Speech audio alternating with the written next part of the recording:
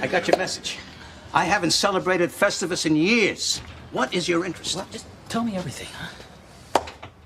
Many Christmases ago, I went to buy a doll for my son. I reached for the last one they had, but so did another man. As I rained blows upon him, I realized there had to be another way. What happened to the doll? It was destroyed. But out of that, a new holiday was born. A Festivus for the rest of us.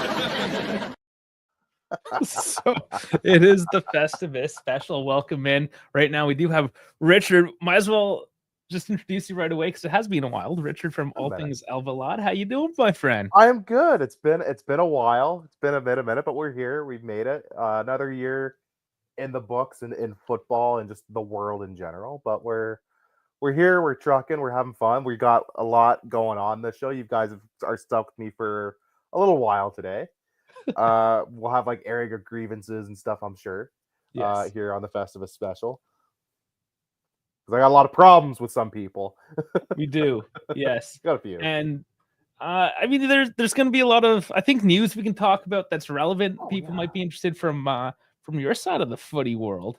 So I guess it's been 2 years. It's been 2 years already, hasn't it? I think so, yeah. Oh man, since we played Sporting there, and yeah, was that when we were in the Europa League? That was a Europa. That was the Europa League. That was such a weird season for everybody. Yeah, that was a Europa League tie that you guys squeaked past us. Yeah, it was a squeak too, wasn't it? Yeah. Oh man, and we did that live. That's right, we did that live. We did. You got people who were there got to watch like the breakdown of myself and one of my co-hosts like live on the internet as we're like. Oh man, that's right. That's funny. I forgot that we even did that. Yeah, we did that. Oh man, that's always where's the time go, man? Like, that's so rough too for the people that lose, eh? I did that too with the Euros. Somebody I work with, she's from Manchester, so obviously England fan. I'm like, yeah, come over, watch the game. There's obviously not a lot of footy fans where we are, so yeah, just like me jumping, celebrating, yelling, and then her just dejected and hating life. It's like, maybe this was a bad idea. Yeah, I was at a pub here in town for the Euros final this past summer, and it was like I would say 98% people cheering for England, and then like these two people cheering for Spain in the corner, and it was just the funniest thing. Like, these poor souls. That is something that's funny in Canada, especially, right? That unless you're in those pockets, like obviously there's a lot of Italian pockets in like Montreal, Toronto, for instance. Yeah, right? yeah. But yeah, like unless you're in one of those cultural pockets, it's always just England. It's like we can't break away. Like it's like, damn it, Canada, we're sovereign already. Like just break away from the our island. Own people, man. Come on. I know it's like you get those pockets, Italian, Portuguese. When you get some like the Latino countries, even you get those random ass pockets. In some places too, but yeah, it tends to stick around to the larger cities. I notice. Yeah, let's just move on, guys. Like we went to a Copa America semifinal this year in Canada. And what happens? Yeah, there was that was they were like 1 or 2 goals away from beating the defending world champions. Like, everyone just wanted Messi to lose, and it was up to Canada to make that happen. It was like this would have been a great day for Canada and therefore the world. Exactly. It's like that time we sent a bunch of newfies into some mustard gas to win the battle. What do we do? We gotta storm. We'll send a couple guys from Newfoundland in a truck, and you'll be all set. Don't worry. Yeah. We'll take the sacrifice, guys. We'll do this for the world. We got you. No worries. Yeah, we came up short that day, though. Unfortunately, it was messy too far. Yeah. Davide Caruthing, Merry Christmas from Adelaide, Australia. Just arrived at work and we'll have to listen on the drive home. I've loved your game analysis, Triple D's. Ever do something for me and get loose over the Christmas break. Thank you, Davide. That's too bad because we're actually gonna have somebody coming in from Melbourne. Where he can make it in here soon. So yeah, definitely catch the replay. Leave the comments, get active in the chat, leave likes, like get excited, team. Absolutely. It's the holidays. You know the deal. And I mean, let's make it obvious. All Things Alvalade. Just type that into YouTube, your podcast. Yeah. I mean, you gotta promote yourself a little bit. Yeah. If you're looking for anything Portuguese football, we're a fun place to start. We talk about all things sporting specifically is kind of our focus. We do dabble in national team and some other fun stuff here and there, but yeah, we're a big sporting podcast. We're probably one of the larger ones, I think, on YouTube. We're one of the kind of growing bits of English language Portuguese football coverage because there was just zero of that. Yeah. And now there's a few other ones for like specific teams. There's some awesome guys. Our good friends at Long Ball Football. I want to shout them out. There's a few cool ones there, so like check us out, but check some of the other ones out if you're curious and just want like a fun starting point. If you want to become a fan of a Portuguese team and you love suffering, is the way to go. And That's we know you love it. You love suffering, every last one of you. Yeah, we're all masochists.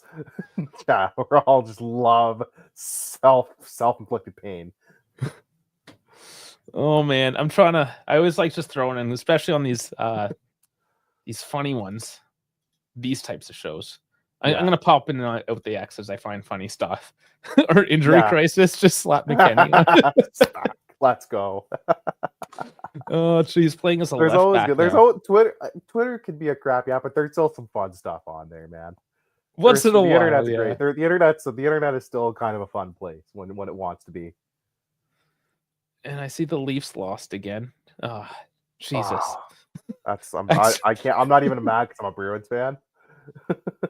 Sorry? I'm not even mad because I'm a Bruins fan. But you're a Bruins fan. But they kind of stink. So like, that's fine. And my girlfriend, her dad is a diehard Leafs fan.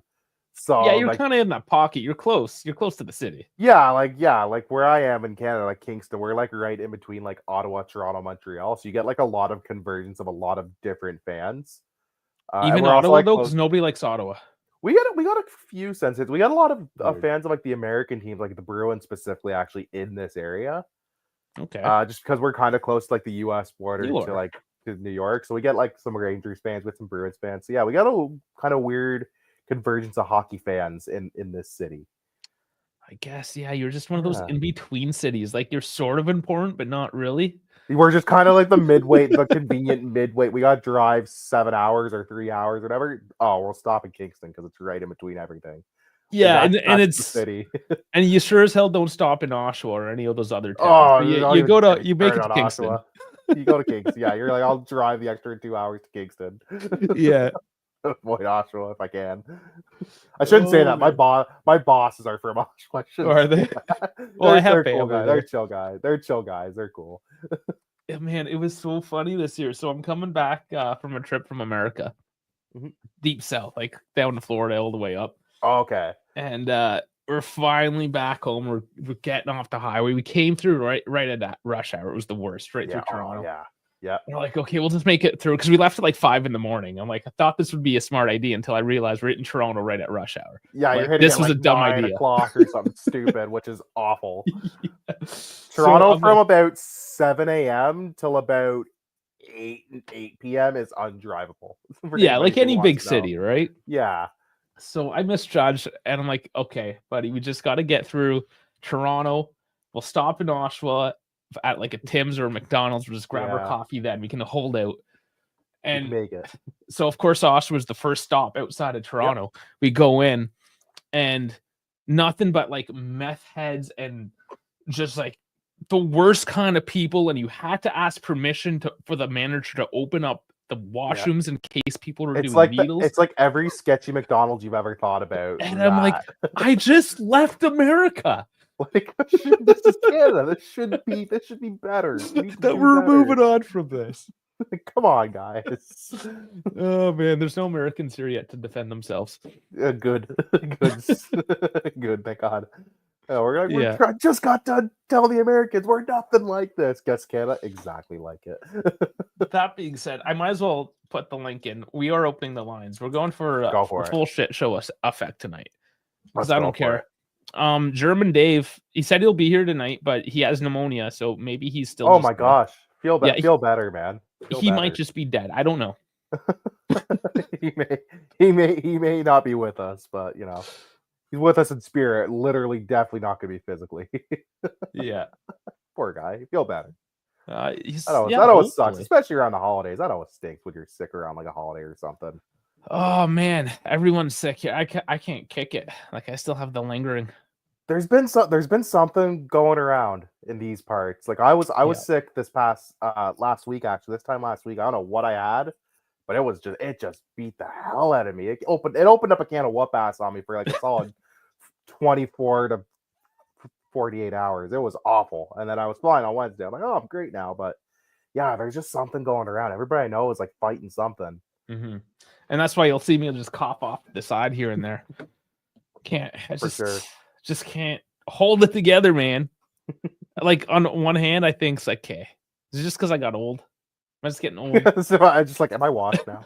Like, is this just how my life is? I can't just get healthy after like a couple Like, days. This is it. Like, This is how I live now. This is my life.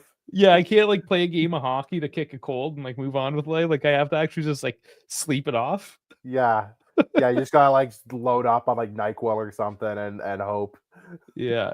It's like, oh man. Oh.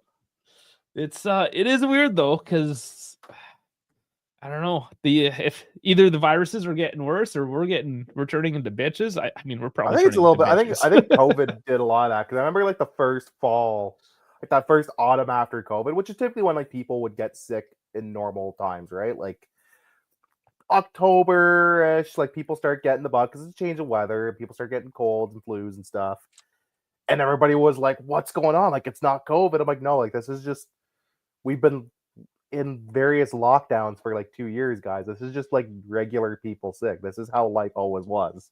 We all collectively at varying times were getting sick between like October and December. This is normal."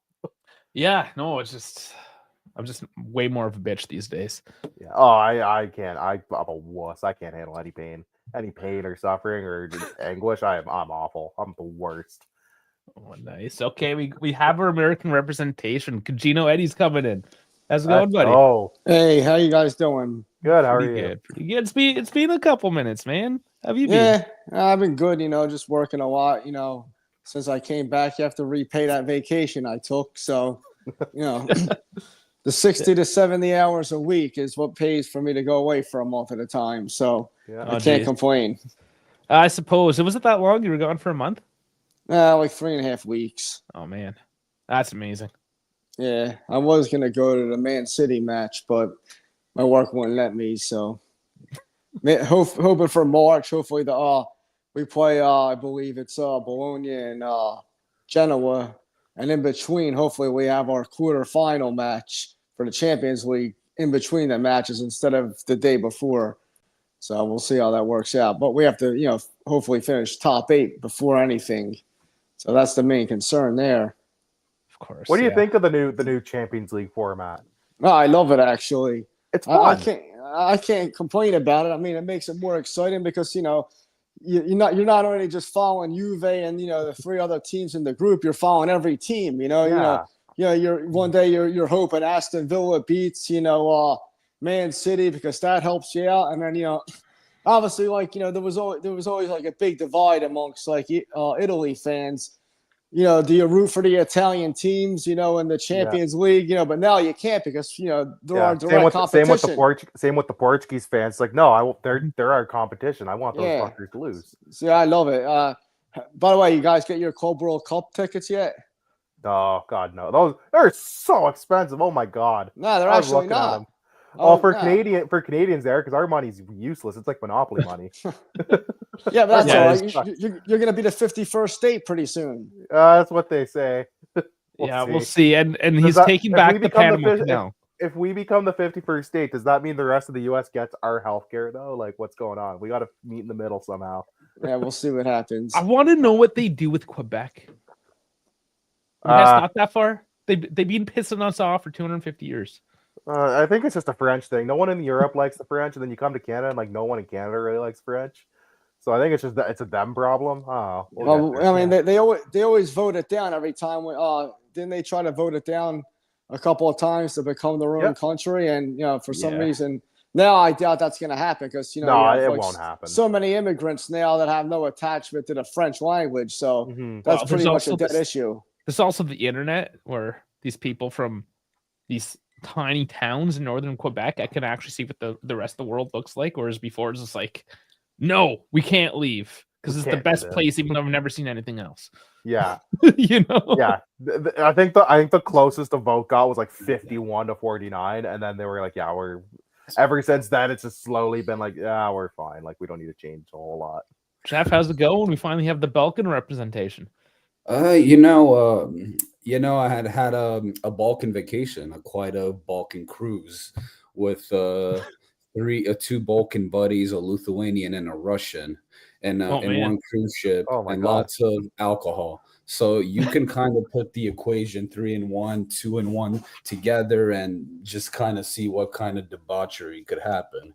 So I mean, it was fun. I had a good. It was a really, really good time. And You're back on land, though. You just got back. Yeah, just got back a few hours ago. Oh wow! Oh my gosh! Yeah, and it was a really good time. Can't complain. Yeah. Always recommend people to go on cruises. And if you like to do drinking, wine tasting or try new different kinds of drink, I always recommend the drink package. Get it. It's one of the best things you should do. That's one of the things. But yeah. That's insider advice by Jeff. Always get the drink package. Of course. Honestly, yeah. Like you're gonna drink, just fucking do it. Like you're gonna drink how much on a fucking vacation?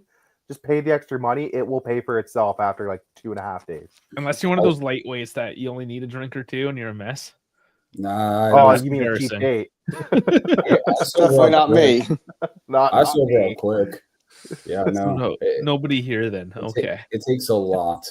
I'm an uncle. That's it. It's just an unk thing. Yeah, that's it. I'm just an old guy now. 32. I feel like if you know what you like and you stick to it too, you're usually fine. It's when you start drinking like 80 different things is when you get into trouble.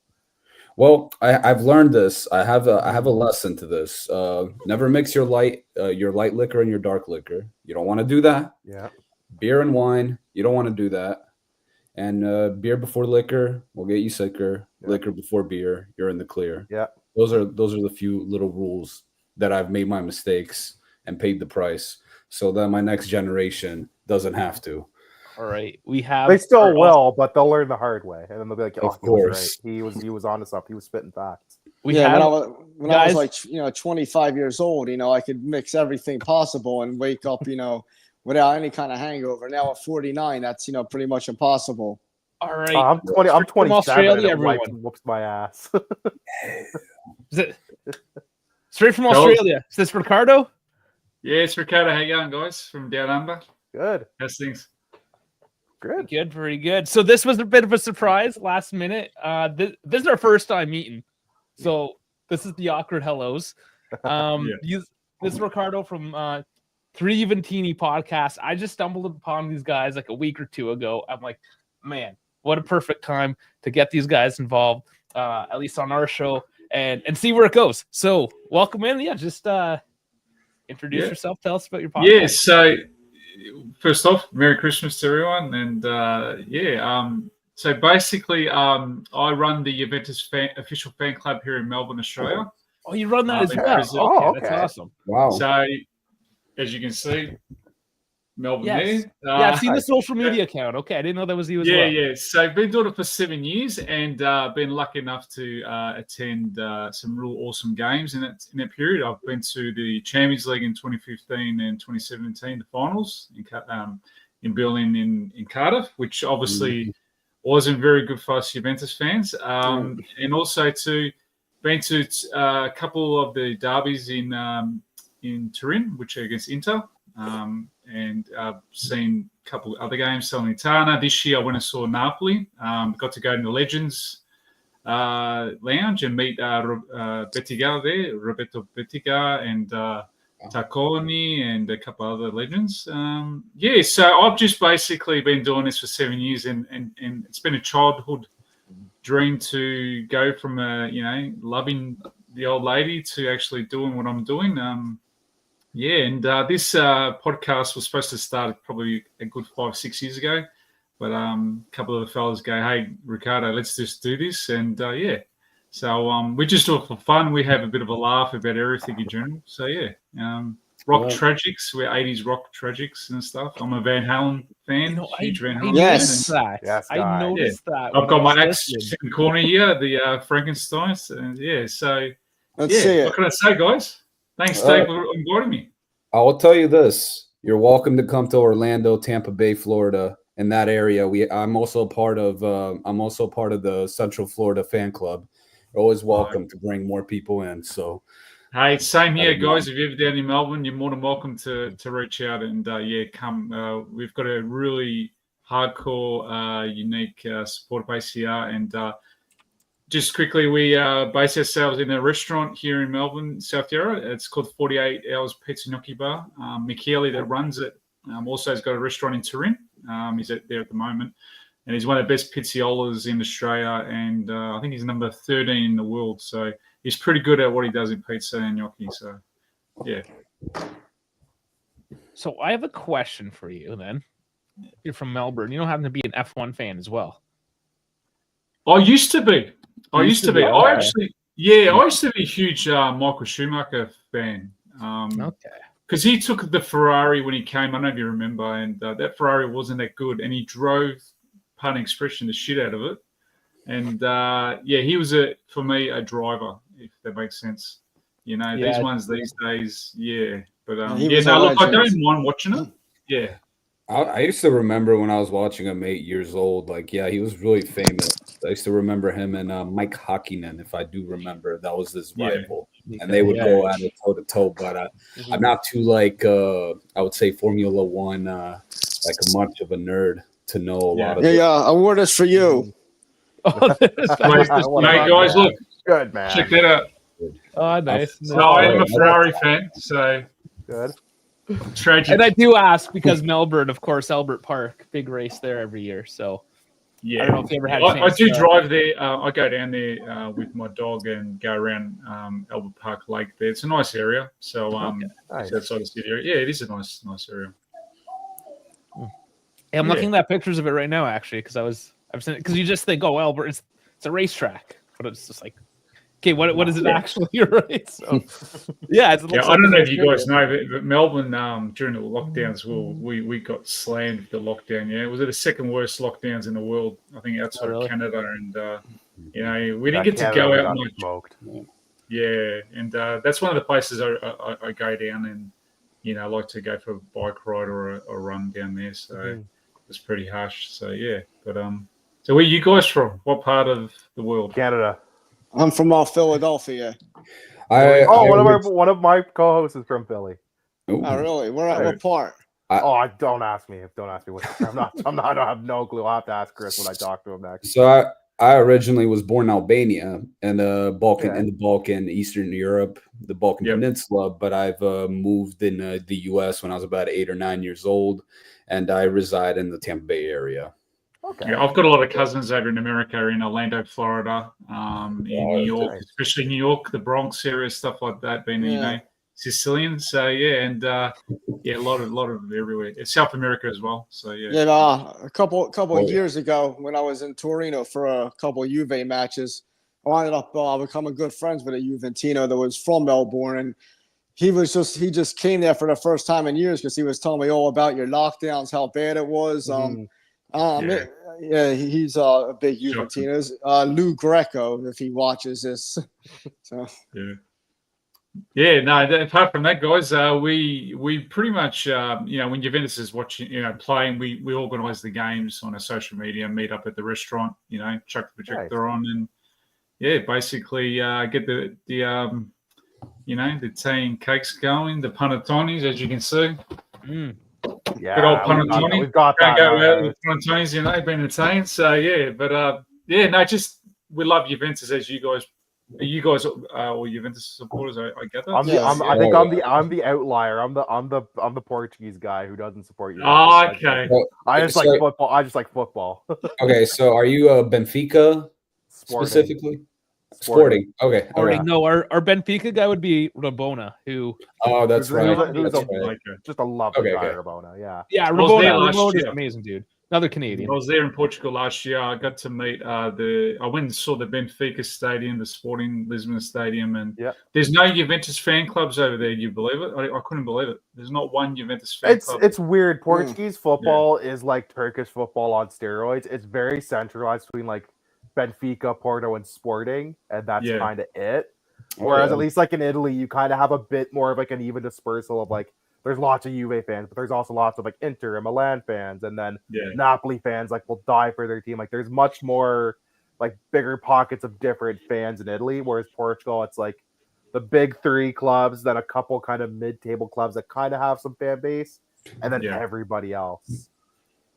I do follow other teams in Italy. Being obviously Sicilian background, I follow a bit of Palermo or Catania as well, because Catania's got a bit of the links with the Australians there. I don't know if you remember a player called Vince Corella and Mark Bresciano. They played in Serie A. Bresciano, I remember. Bresciano, so I have a lot of memory of him. They're brought into that club as well, so into Catania. So, and also here in Melbourne, we've got a huge Catania fan base here.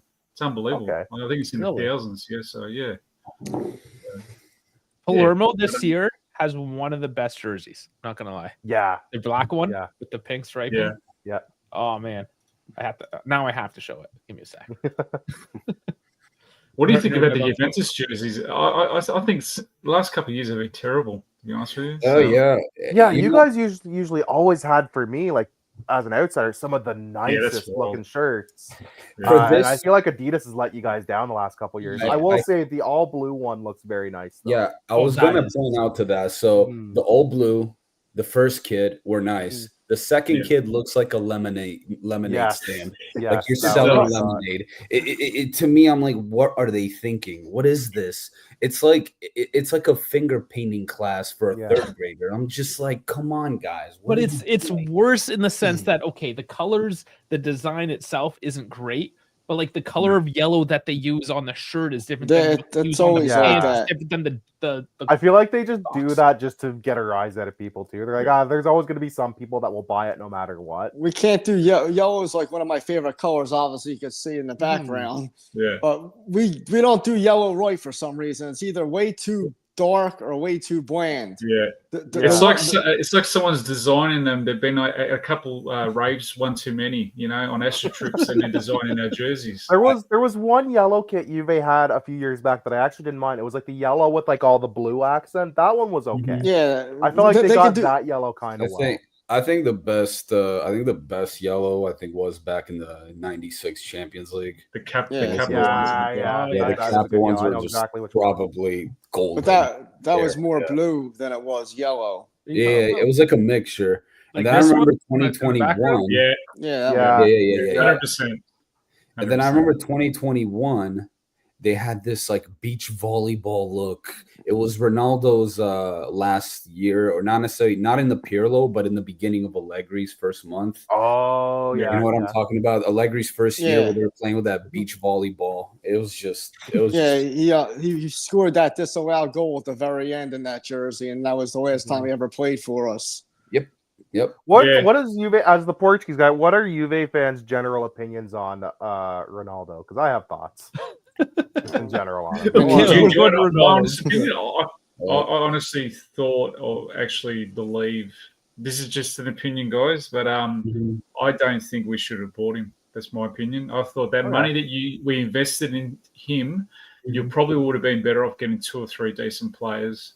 I.e. when we had Higuain and Dybala up and running, and because you just can't base yourself on one player. And for me, it was one of those. How would you say? I think a little bit backfired because of COVID as well. Well, that was it. Yeah, they couldn't fully capitalize when he was still like a player, like a really good player. Okay, here's the thing, because I'm glad you pointed that out.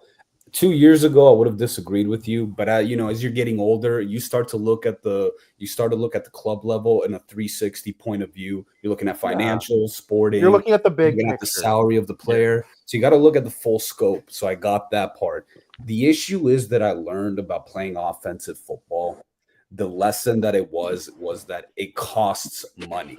Like to be Champions League competitive attacking style football, it costs lots and lots of money. To get a guy like him, you need proper midfielders. That is it. When Ronaldo was playing, regardless, he was up against Barcelona, which was like Xavi, Iniesta, and Busquets. Ronaldo had ballers. He had Modric. He had Cruz. He had a team behind him. He had Di Maria at one point. Mesut Ozil was racking numbers, underrated player. Like, you look at that, and he was getting balls. He was able to get scores. Obviously, he's a phenomenal player. As Ronaldo himself, the individual being at Juve, he did his job. I cannot criticize him. The problem is the players like a Rabiot, which he's a fighter. I like him, but it didn't suit Ronaldo. We needed a guy that they try to buy Aaron Ramsey. Sorry, Yeah, Aaron Ramsey. Yeah, I know because So it was like a Aaron Ramsey type of player that was getting constantly injured, and he wasn't able to give those proper assists and opportunities to Ronaldo. And then on top of that, and then you got a guy like Sarri that was saying, "Oh, I couldn't coach these players," because the reality is you're not supposed to coach these players. You're supposed to manage them. And that's the thing. You can't coach Ronaldo. Ronaldo's a finished product. Like, Ronaldo's also just not going to listen to whatever the fuck you have to say anyways. That's and I like Sarri. Sarri, he's a decent coach. I got nothing against him. Hey, man, he won a Serie A title with us. So he what did. does it say about him? So, yeah. He did. With the players he had, just bad signing. Don't you think it's bad players that we signed up, injury-prone players, i.e. Ramsey and a couple other players? That Juventus just wasted money. And, guys, just one thing. Are you aware that the Agnelli family are in the 3% richest families in the world, yeah? You're aware of that, yeah? Yeah. I didn't know that. It doesn't make sense to me, right? Why can't we buy decent players to win a friggin' Champions League? I think especially when Andrea Agnelli was more involved with you guys, yeah, it almost felt like they took the Manchester United route of let's just sign the sexy name and maybe not the right fit for the team. Well, that was the documentary. Kind of falling into that. It felt like they were just falling into that trap a little bit for a time. When Paratici walks in, he's like, "They're not going to believe me. I'm not going to be able to sell this, but I'm going to do it. I'm going to sell it. You got to shoot your shot, yeah." And then he did. Look, there was some positives out of this too, because obviously marketing. Like, it's nice to have a guy like him because you can be able to stream matches. Like, you have ESPN Plus. Now we have Paramount, which is like completely different. It's not that good, especially in Italy too. They cop it as well with days and stuff. That like some pubs, people just turn it off, and because it's that bad. The coverage is so shocking. Yeah. So.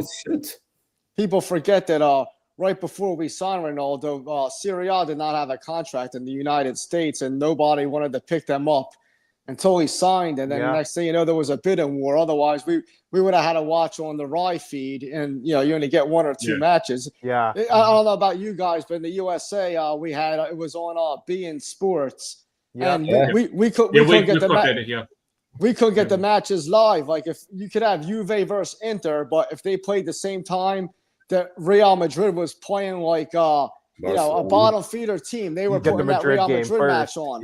Yeah. So I was always watching on Rai to begin with. The ESPN actually had the best service, I thought. Especially because if there was a Formula One match on, I could watch in the multi-screen. I could watch Juve and have the Formula One race on. I mean, Paramount does a good job. I wish their Champions League coverage is phenomenal, but their Serie A, I don't know why we don't have Ray Hudson doing Serie A if he's doing Champions League matches. He's a delight. Oh yeah, I love him.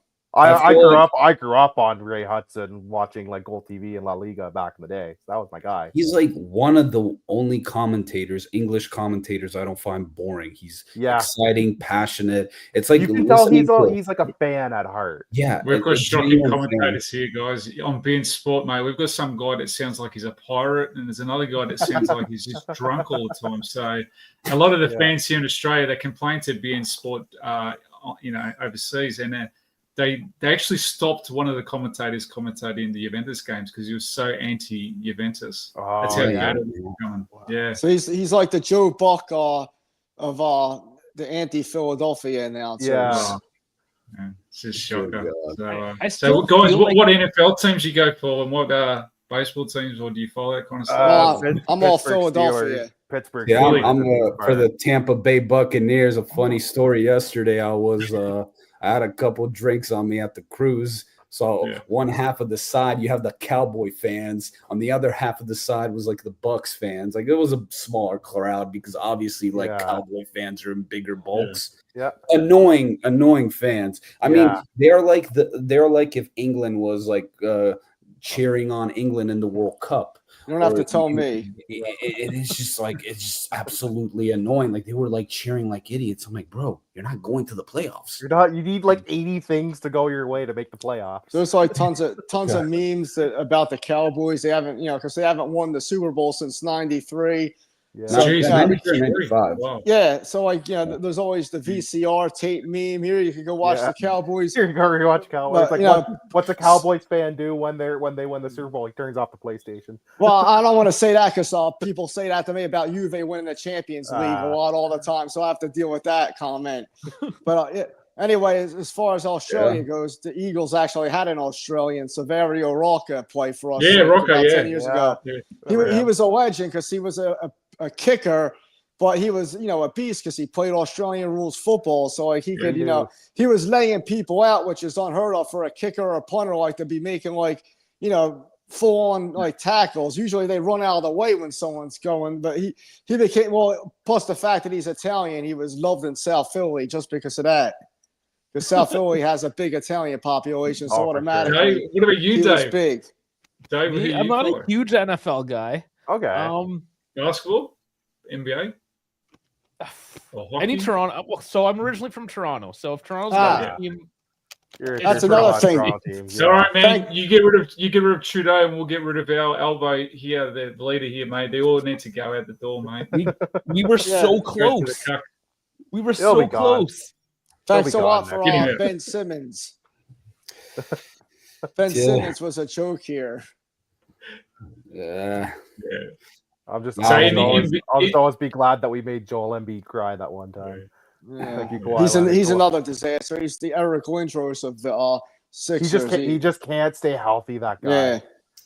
We haven't, the Magics, for example, haven't been relevant since what was his name, Dwight Howard, and then the Heat hasn't been relevant since LeBron left.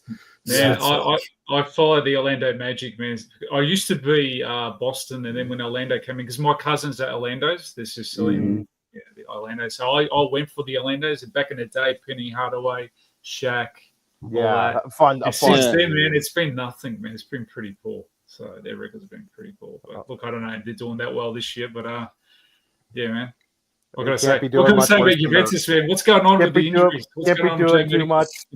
Can't be doing worse than the Raptors this year. I feel like every game I don't think we've won a game. This is a dive year, isn't it? We're going for the draft pick.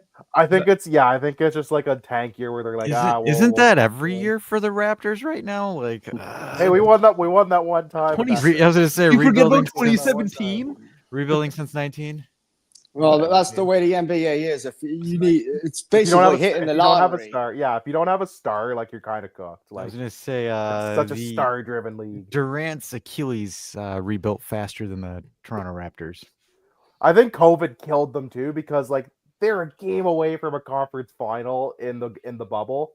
And like, man, if they had fans, like maybe, and then they play a whole year like not even in Canada, they had to play in Tampa Bay. Like it just killed them off so quick, man. At this point, nobody Tampa for a year. Like what the fuck? Like at that point, like people stop giving a shit. God, we're always relevant for the worst things. Yeah. Unless the Leafs win, Toronto doesn't care at this point. Yeah. Like the Leafs, Toronto FC, Leafs and winning. Dang, so bad. From what I hear, he's got a couple titles in the '90s, even. Like the Leafs have to win right now. Now the rumor is that Toronto might get an NFL expansion team in a couple of years. But that's been rumored for like 15 years, though. I feel like if it was going to happen, it would have already happened. You know what? I would actually start watching it because I would finally have a horse in the race where it can be like, that is my team. Like, hands down. Even typical Southern Ontario boys. What division would they go in, though? That's the question. Probably with the Bills. I would imagine they'll play with the Bills. London yeah, will get a probably team. there. London will get a team before I would Toronto. probably stay away from that division. I would if I was Toronto, I would stay away from the AFC. They will suck cock for a spot in the NFL. They don't care where they go. Yeah. But I What's just feel like if they were going to get a team, they would have already had Fajoli, it. guys. What's happening with Fajoli now? They're saying they're going to sell him off in January. Yeah, Fajoli and who's the other one? Danilo And Bagua. Yeah. Mangula's on the table. What's the deal with this, man? This is crazy stuff for Juventus. Hopefully, this is all just bullshit. But yeah, I hope so too, because I really like Mbangula as a player, and we haven't really seen him scratch the surface yet. I don't want to see him go, especially for $10 million. The issue with Fajoli is right now he is the last player on the depth list. Oh no, he wants to play minutes too. Yeah, he wants to, but the issue is, like, again, just as Dave is saying, right? Like, he costs nothing, like, as far as that. He is 100% homegrown, and unfortunately, like, his value isn't doing well, and the issue is he's not breaking through, because, like, for example, if you look at the lineup right now, you have Toon Koopmeyers with the flu, and he's getting minutes over Fajoli like that. Yeah. If you can't get past a guy who's dying, like, you're not getting into the lineup. He had broken. He also has that price tag. I'm going to what I think about Fajoli is that first of all, I think he still needs growing, like, mentally. Like, he's still a child in my mind. Like, yeah, he's 24, I think, right? 24, 25. Still young for a player, though. Which is, I feel like he needs to become much more mentally tougher. I feel like he needs, like, a Gordon Ramsay to push him and just tell him to man up a little bit. Like, and he's got to. He needs someone to tell him to be a man. Somebody's got to tell him the truth. It's not Aaron Ramsey this time. We're talking about the actual Gordon Ramsay. I'm just thinking, or that of like a Conte-like figure. The thing is, like, Fajoli, he has talent. He's technically gifted, and he can move the ball well. The problem is, it's like he loses attention. He spaces out every time he plays. He has a lot of bad habits, and he makes a lot of mistakes. Yeah, the gambling side of things did not help his situation. Yeah, and also what I understood and what I've heard from friends over there in Italy, Ravella was a big one too. Like, there was a bunch of them. Okay, because I actually liked Ravella, and now he's at Lazio and he's there now. But like, they've got a lot of talent. Yeah, we know Fajoli's a very talented player, but I just think his headspace is not there. Like, he's meant. Yeah, but they stuck with him the whole year. That's the thing that doesn't get me. They stuck by him. They didn't turn their back on him, and then he comes back and he's getting to a point in time. Now, you have to take into consideration also, we have Moretti coming back, and they could say, it's almost like it's a no lose situation, because if Moretti comes back, you have to get rid of one of them in the summertime anyway. Yeah. Well, the thing is, Moretti's not getting sold over Fajoli. I'm telling you this right now. The reason why, and the main issue is, like, for example, Moretti has so much technical ability, it lapses Fajoli. He's quick, good and decisive in space, is able to essentially he's able to compensate for having a small build. The issue with Fajoli is, and this is the biggest issue, is because, again, if you look at the midfield ahead of him, Locatelli, a very physical midfielder. Thuram, very physical midfielder, is able to boss people off the ball. You can say the same thing about Koopmeyers as well. Physically tough. McKennie, need you say anything more about McKennie? Again, physically tough. So with all of those midfielders that have that, what is the biggest thing that Fajoli does not have?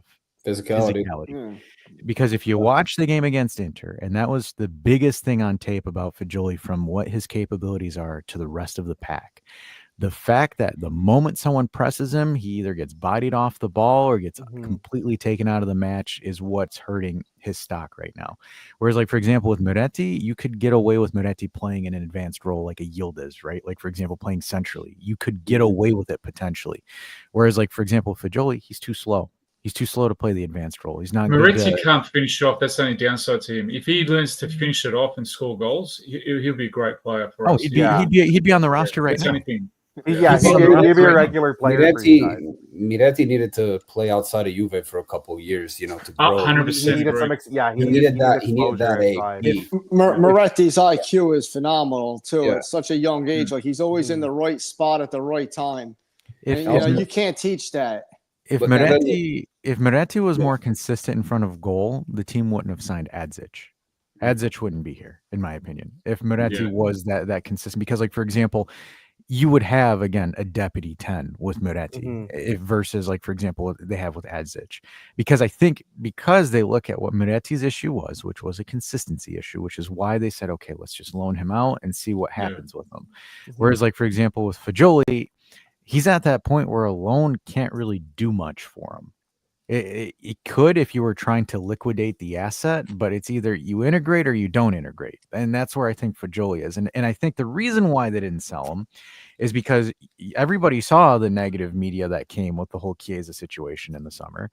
So if you were to add Fagioli on the departures in the summer list, in the summer as well, Would have been a killer. it would have been huge because I can imagine it. I can imagine X right now. How the hell did Juve just sell 2 Italian starlets for pennies on the dollar, in a sense, right?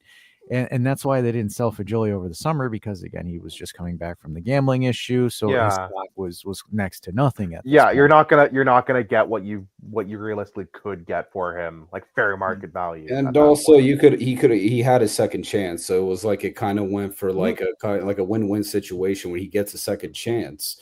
Yeah, and also like I wanted to get back to the physicality. I saw many examples, like the Aston Villa game. To me, I knew and I predicted it. Like I was watching that game during work, and it was like in the 87th minute, somewhere in the late 80th minute, he comes in and he replaces one of the midfielders, because I don't remember exactly who he subbed off. But I remember that he was just completely out of it. Like he wasn't focused. He was flat-footed.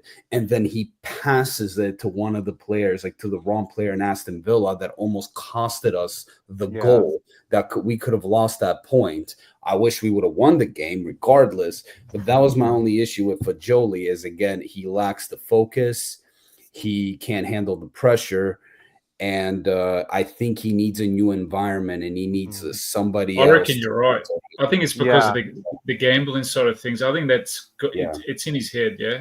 So he's obviously getting for sure psychological help and stuff. I saw that little bit of that doco they got, they're advertising Juventus, this doco on him and stuff like Mental toughness nowadays, especially in the social media realm. When people just have that type of access to you, it's so much more imperative. Whereas before, it's like you'd see stuff in the papers, but that was kind of it, and like maybe the talking head shows. But now it's everywhere. You have to be kind of built for that. I gotta hop off, but I want to say it's been a pleasure. Happy Festivus, happy holidays to everybody. Merry Christmas, man. Thank you so much for joining. Oh man, it's always a pleasure hopping on with you guys. Yeah, we'll have to do it again sometime.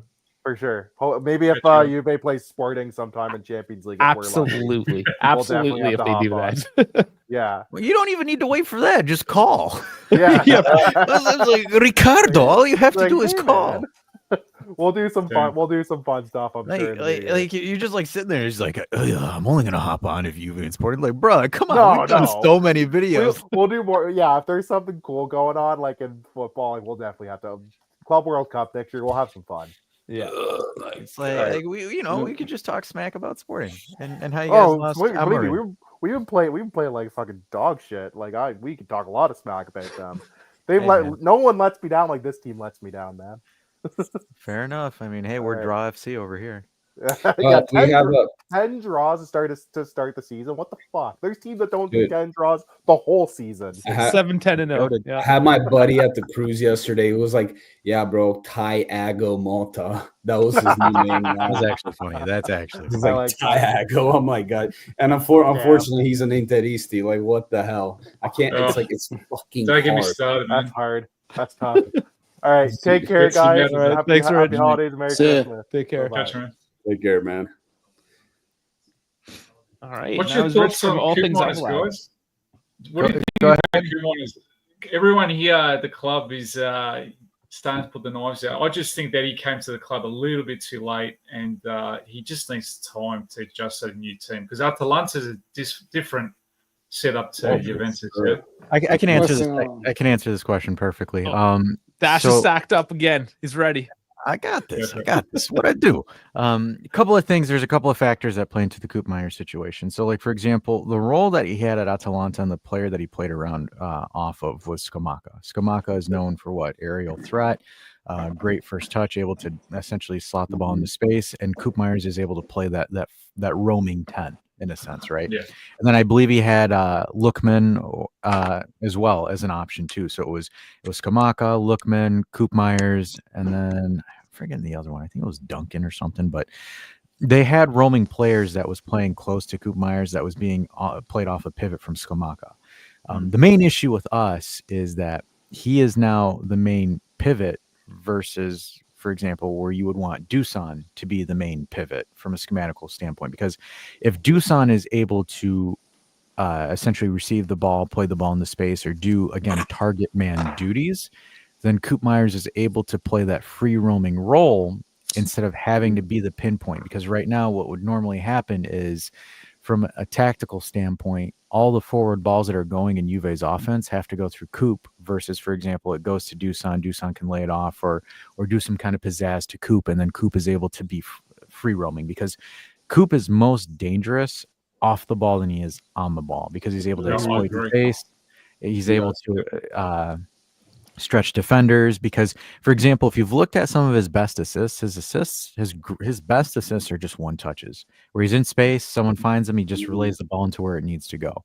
Whereas, like, for example, now he has to carry the ball, move the ball, and it opens him up to being double marked. And when he's double marked, it's just not effective enough for him.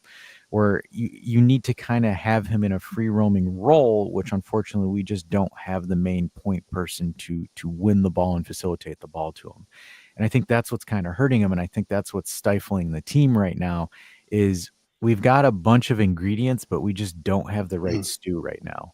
I have one problem. Yeah, not with what you're saying. I'm saying there's one problem to that too, though, like with Dusan. Because you know how you were saying Scamacca has like a decent touch where he's able to give it up to Koop Meyers at Atalanta, and Dusan's first touch isn't always the greatest. And so another thing I noticed with Koop is that he's better on the 8 role more than he is on the 10 role. I think he's a better 8 than a 10. Overall, I don't have an issue with Koop Meyers. I think he's a very fairly intelligent player. I know a lot of people are saying flop Meyers. I don't see it as a flop at all. I think obviously, players need to integrate. It's going to take time. It takes about a year or two to get fully integrated. You looked at even Inter, like back even with the Simeone Inzaghi's team, like it took them all the way up until April 2023 to actually have their midfielders fire from all cylinders, and then they actually had a decent squad. As it kills me to say, it's going to take some time for Koop to get adjusted as well and get used to the players he has. I just think that Koop Meyers and Dusan is not a good combination. And that's really what I think on that part. At this point, proper off-ball movement, but everything else is fine with me about Koop. At this point, as I keep on muting myself for coughing, because I have this lingering cough, Koop must have the same thing, because he's playing with the flu. He was playing with broken ribs. Sorry. I mean, like, a flu and broken ribs. I want to see this guy actually healthy and play the game. So, like, my opinion is, I'm wondering now if, I mean, you just look at the way Atalanta didn't skip a beat, and they're actually better this year than they were last year. I'm wondering if maybe last year's season with Koop Meyers, he was a product of Gasparini. I mean, because it seems like no matter who he puts in the squad, they flourish on Atalanta. I mean, I see the tools there. He definitely has the skills, but or is it maybe Malta doesn't know how to properly coach this guy? I just think everyone's looking harsh on Malta, yeah. I think we need to give him a little bit of time. I know like it's 10 draws. You probably think, at least half those draws should have been wins, obviously. Mm-hmm. But my fear is what's coming up in the next month and a half for Juventus, because we got teams in Serie A in the lower part that don't fear us when they play us at home. That's the first thing. We don't have a fortress like we used to. They don't come with, worrying about playing us. But at the same time, what we're going to have in the next month and a bit is going to be huge, and it could make or break the season for where we're going to finish in Champions League, for instance. I don't really care about the Super Cup in Saudi Arabia, all that kind of crap. I don't care about other competitions, but we need to make Champions League because to keep players and want players coming to the club and money, we need to make Champions League. So that's my biggest fear. I don't care about the Copa or the Super Copa. No, I don't. Champions League. Yeah. And then obviously my realistic expectations this year were top 4 and at least get to the quarterfinals of the Champions League. And to me, that's a successful season, given we have a young squad, haven't played together. The Copa, if we win that, it's a bonus. And obviously the Super Copa also, but they're the 2 main objectives as far as I'm concerned. That's all I care about. We need the quarterfinal money too. That's big, for the Champions League. So I want to at least see us get there. Because that's a big difference between making round of 16 and the quarterfinal. What's going on with Luis? Luis is always injured. Is he giving it too much jigga jigga bonga bonga with these misses, or what's going on over there, mate? Because he's always bloody injured. Something came out about that today. I'll take her off his hands for him for a while if that'll make him feel a little better. He's a bit of the tzatzitsa, mate, I think. Huh? I mean, I don't know what's going on there. He's too much Brazilian tzatzitsas going around, mate. So they do fade out quick. They do have a history of fading out quick. I mean, it is the Brazilian curse. Oh, we've had not many good players, Brazilian. I called it. Says back in the day, in the 90s, it's a bad hit. Okay, so here's before the season. We have an actual article. We have an article from Tutor Sport that explains it a little bit. Douglas Luiz suffers from an intramuscular edema, a rather tricky problem because it's difficult to heal and is subject to frequent relapses. So, I don't know, Dash, do you know this one?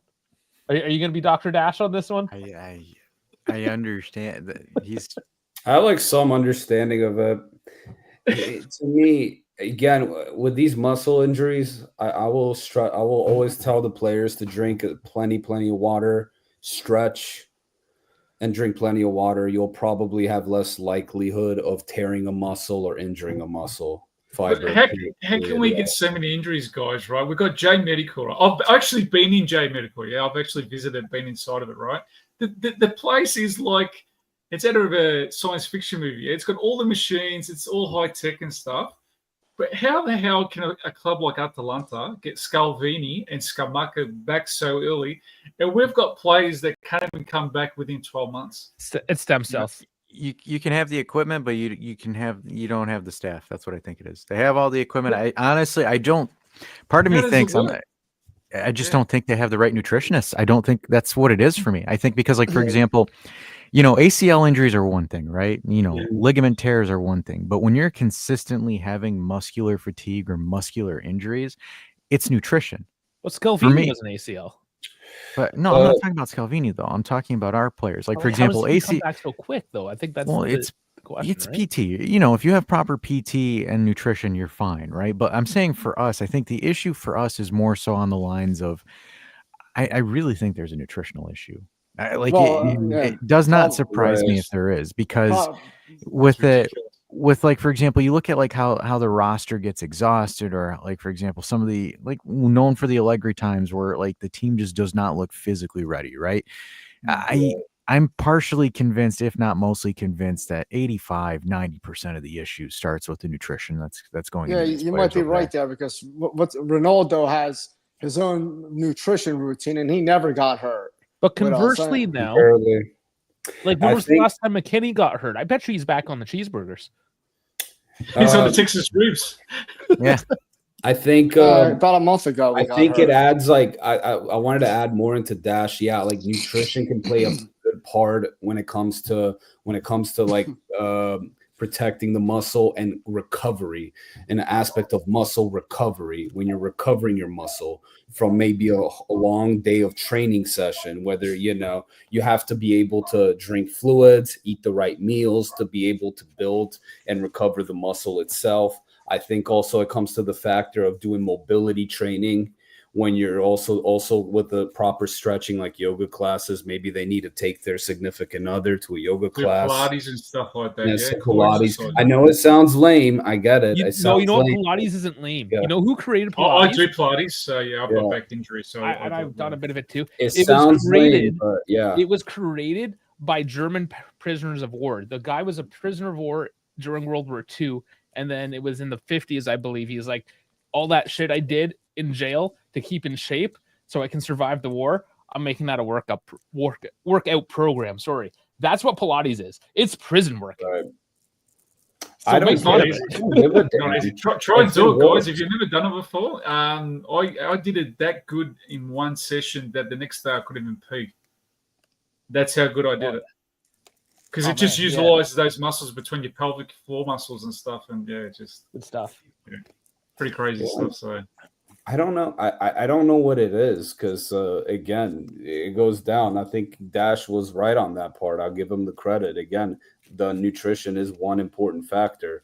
Adding the rest of the other factors, I feel like they need to call Ronaldo and say, "Hey, what was your plan? Maybe we can implement this on our players." Well, I mean, he protested against Coke. That man, right? Like, yeah, you have to be on a different level. Right.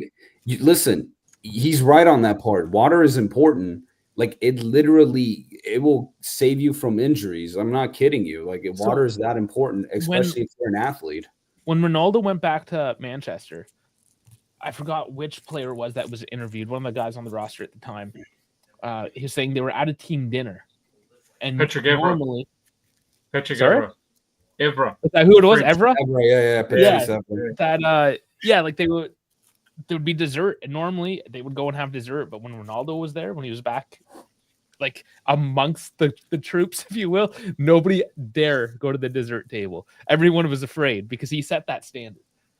Like that's he the actually level invited him for dinner. Yeah, Dave. They were saying that he invited him. He was over for dinner one night apparently, and then after dinner, he went straight to his personal gym and he said, "Come on, man, let's start working out." And Patrice goes, "What are you doing, man?" He goes, "No. We need to work out." I mean, that's how full on the guy is. So yeah, it reminds me of an anime character. He's like a Vegeta. He's just always focusing on the grind. I like it. But imagine that. Like, I invite you guys over for dinner. It was like, all right, well, I just gave you 10 pounds of pasta. Let's hit the bikes. What do you say? Let's get a sweat on. Like, I wouldn't have any friends. Yeah, and I know actually there are guys like that. If you know people like that, how many friends do they have? Nobody hangs out with them. They're too intense.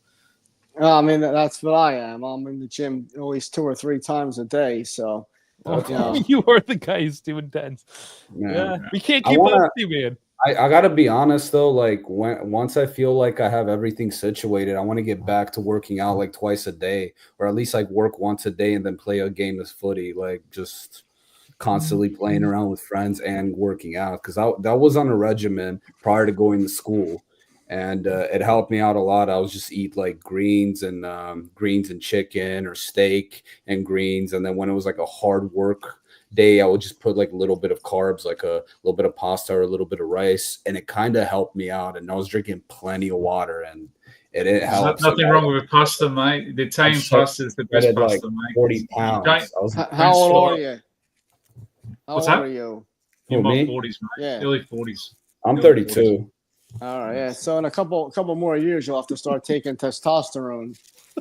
I'm on peptides. I'm on collagen, beef collagen. I buy it from Germany, so it's for my inflammation and my cartilage repair. So I take that. I've been taking that for 5 years. So that helps with muscle repair. So yeah, I've been shooting testosterone for the last 5 years. It's phenomenal. But I'm also 49. It's necessary when you're my age. Do we need to have a disclaimer on that say that like none of us are health professionals and do not follow any of our advice? I'm a dietitian, okay, so we got somebody here. You know what I look like without my shirt on. So I mean, it's obviously works. Hey, I just don't have any credentials. That's all I'm saying. I don't have. I've got too many scars from operations, guys. I played professional soccer, football, and stuff, and I did try out for an Italian team back in the day. I don't know if you heard of Tretana in the Oh yeah.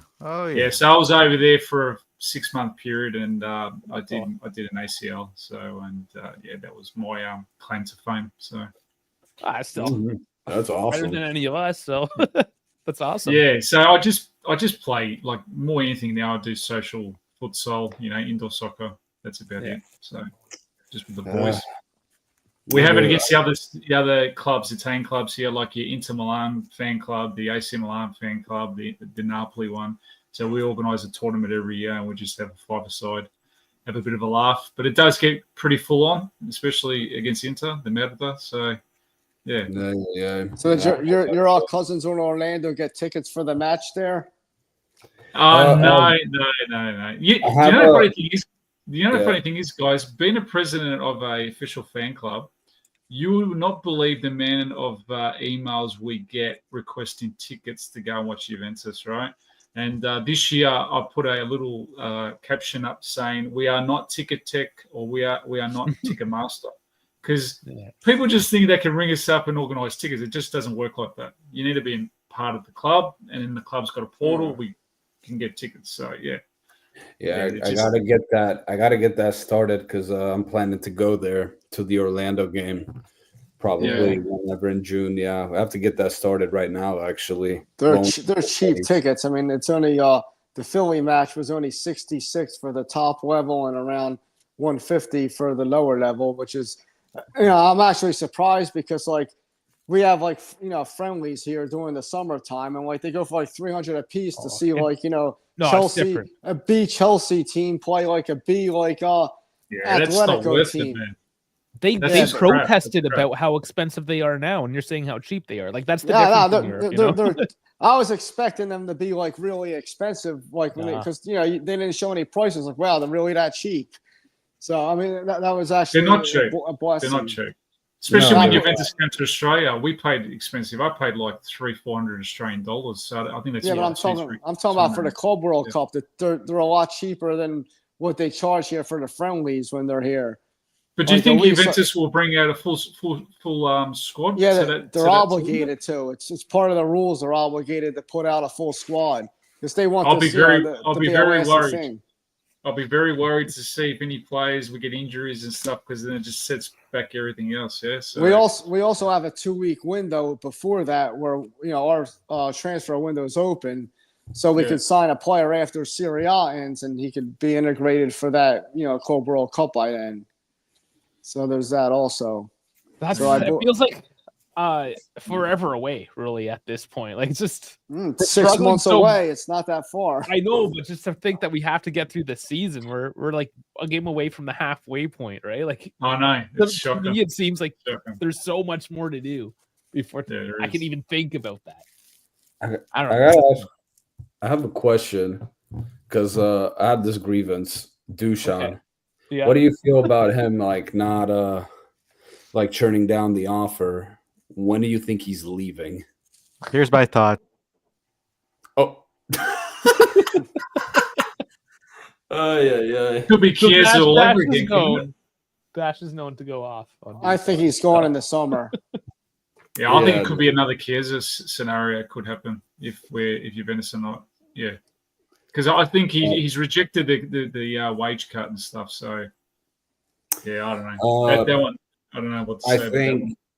I think okay. I have a lot of things on my mind for Dusan.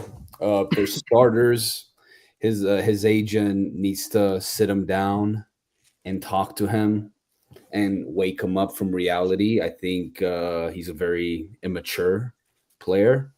I think a guy that just rambles a bunch of stuff, acts out like a child, whether that's doing what he did with Monza, just had a fit in the being subbed out, or yelling at the fans, or having a crappy interview saying, "Oh, I prefer playing with another striker as a partner," and then apologizing and then doing it again.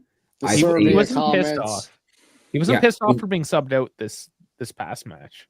I don't know what it was. Again, it was Davide fucking Massa and his shitty ass fucking refereeing. I get it, but here's the thing, like, dude, you gotta set an example. Like the reality. I was fucking yelling at every. You know what? No.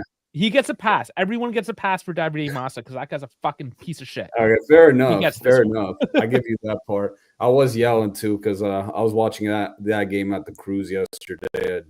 And, alcohol, and then your team playing 1-1 doesn't always like stick well. But it's not just that; it's also his performance is very inconsistent. So, like, he kind of reminds me of a guy that like he will score beautiful goals, like he will do the beautiful goals, but then when it comes to a simple tap in, he can't do it. Like I remember the Calgary game, the Coppa Italia match, vividly enough, like where he skyrocketed his first chance. And the problem is, I wasn't pissed off that he missed that opportunity or he misses one-on-one. I'm pissed at the fact that he can't even get him on target.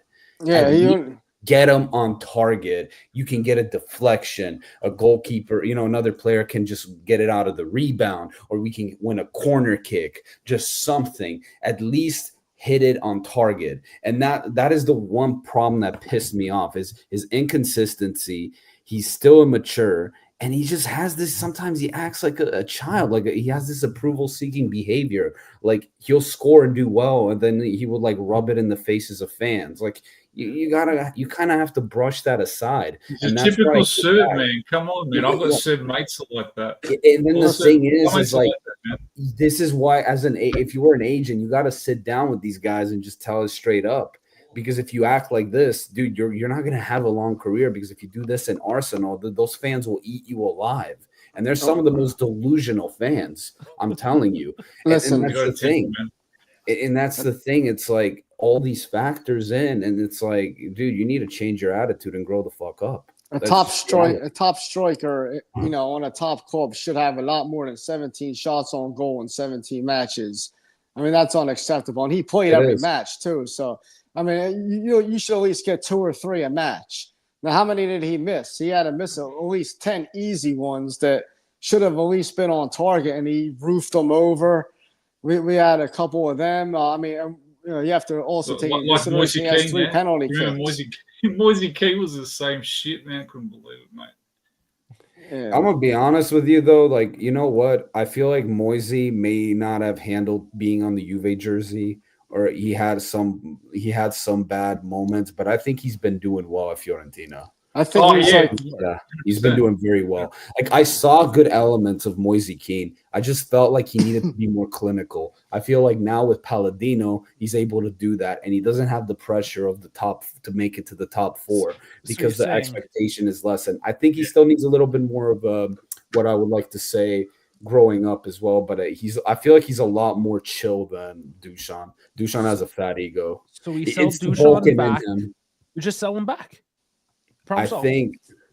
How much is he worth? How much do you think he's worth? But that's the thing. What did we work out? We worked it out to break even. Was it 45? Was that 45, 50 break even? I would say 55 to 50. If not, I don't think you'd get it for him. I don't think a team will pay that much money. I don't think we sell him though. That's the thing. We don't sell them in January. No, I think in the summer we're selling them. Yeah, probably the summer. I just think, again, these are those things. And I had a feeling he wasn't going to like materialize with Malta. I was watching Malta's style play with Bologna when he was using Zirkzee, and him as a striker, even as a false 9, he had a really good touch. Zirkzee. Dusan doesn't have that. Even prior to Zirkzee, I think I remember it was Arnautovic. And Arnautovic still, like, despite I don't like him as a player, he still, I felt like, had a much better touch than Dusan. Every time when Dusan receives the ball, like, I just think he complicates things and makes it way too unnecessary complicated. It doesn't simplify his game whatsoever. Like, that's the reality. All right, guys, I got to get going. Have a good Christmas. All right, thanks to you as well. Nice to meet you, man. Appreciate it. Yeah, you too. Ciao. Thank you. Ciao. All right. I just kind of amused that it wasn't Dash that started it this time. We just can't avoid it. Not how I do stuff anymore. I'm a changed man. No, I don't think it was this why I felt like I had to take the spot out for Dash, because I just felt like after watching him a full, half a season, I finally am able to like give a proper assessment of Dusan for under Thiago Motta, and I kind of felt like I predicted it to be correct.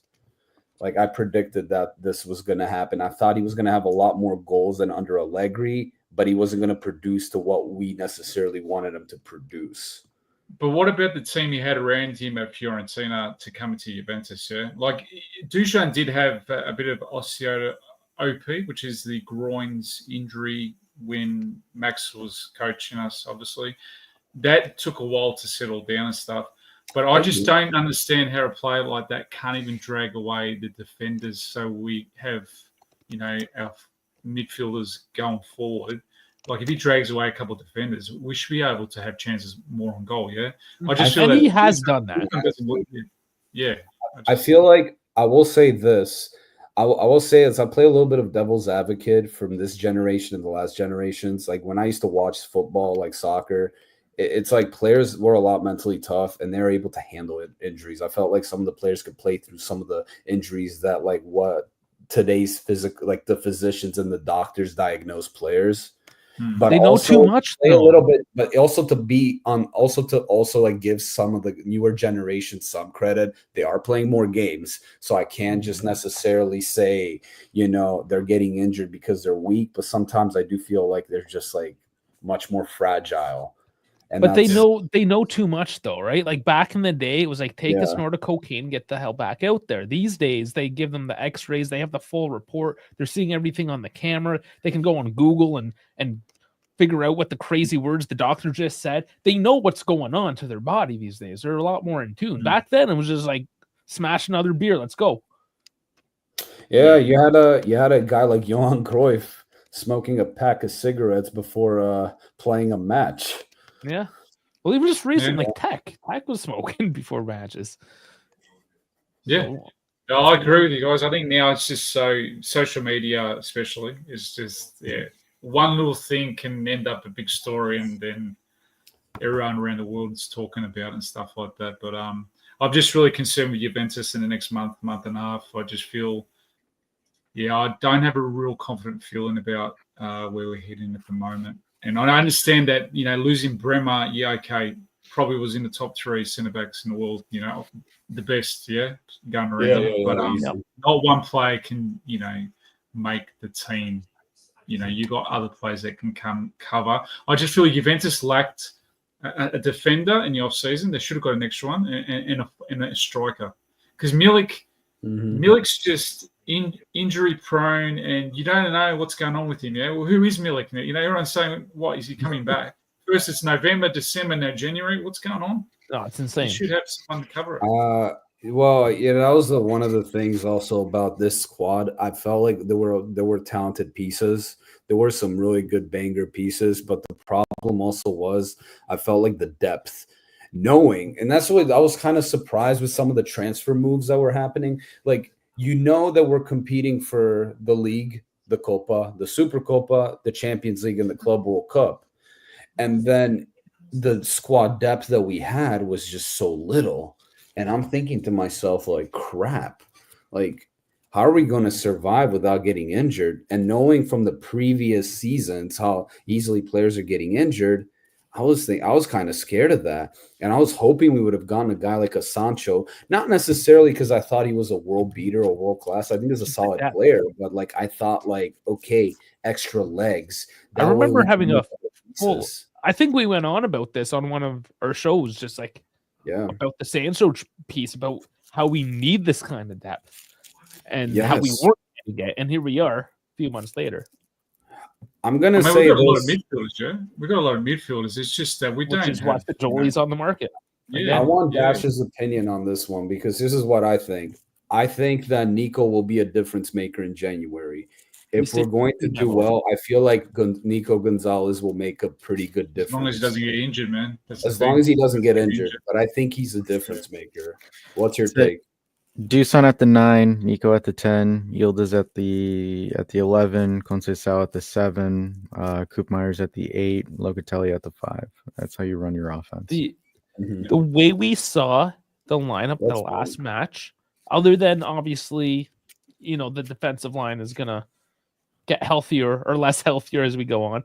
But ideally, the midfields and the attackers last match is what we would want to see. Douglas Luiz getting healthy, I think, is also maybe a good stand-in for Coop. Swap those two out as well once in a while. I do think Monta needs to make his packages a lot more complex, his offensive packages, because that's one of the things that I kind of have a little bit of an issue with Thiago Motta is like, with all due respect to him, but he's probably got one of the most talented midfield / forward pieces that Juve have had for a while. Yes. Yeah, I agree. Like he has the luxury pieces that, like, for example, and again, people can get mad at me for this, but with all due respect, you give Max these ingredients, Max is making you something decent. Like it's gonna be ugly. It's ugly, but it's gonna be efficient. I don't give a damn. Yeah. So it's just like that to me is like, again, like we endured 3 seasons of, you know, Chiesa, Dusan, who else do we have? Bernadeschi, Kulusevski, Bentancur, like those last 3 years where it's like, now it's like you look at the roster and the players on paper and it's just like, holy smokes. Like for me, it's astounding. Like I look at a team like Napoli and I look at a team like us and it's just like, Napoli, I could understand their lack of offensive production, but with us, I'm like, really? Like this is all we have? I'm gonna go back on that. I know it kills me to say it, and I feel like I'm gonna be a hater, but I'm not. And I want Dusan to do better, but I think he's the weakest link. I'm sorry. I genuinely think he's the weakest link to that offense. There's that, and it's also the patterns of play that I think Motta's trying to get these guys to do, and the weird substitutions, the weird lineups. It's a multifaceted problem. Yeah, there is. I don't say that, but I think like I don't feel like he's intelligent enough to understand Motta's game plan. Like he's not. I think we need to give him a little bit more time. Look, I'm willing to give him time, obviously, because you know we had Allegri Mark II. They say the girlfriend, you're going back to the second rounds with your ex-girlfriend, yeah? It didn't work, yeah?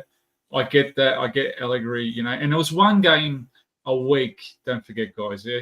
You didn't have Champions League, yeah? You didn't have other we're not cutting him slack at all. No. I loved Allegri, what he done for Juventus, yeah? The history, we'll never forget that, yeah? But with Motta, it's sort of like he's gone from Bologna to Juventus, yeah? So you're going from like how would I say, a beaten up Merc, and he's gone into a Ferrari, yeah?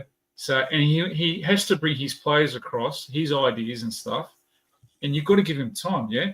I get it. So, but I think this next couple of months, guys, I think we're going to see where we're at. We're going to be at, yeah? Because these competitions are getting more and more and more games, and it's going to be full on in January.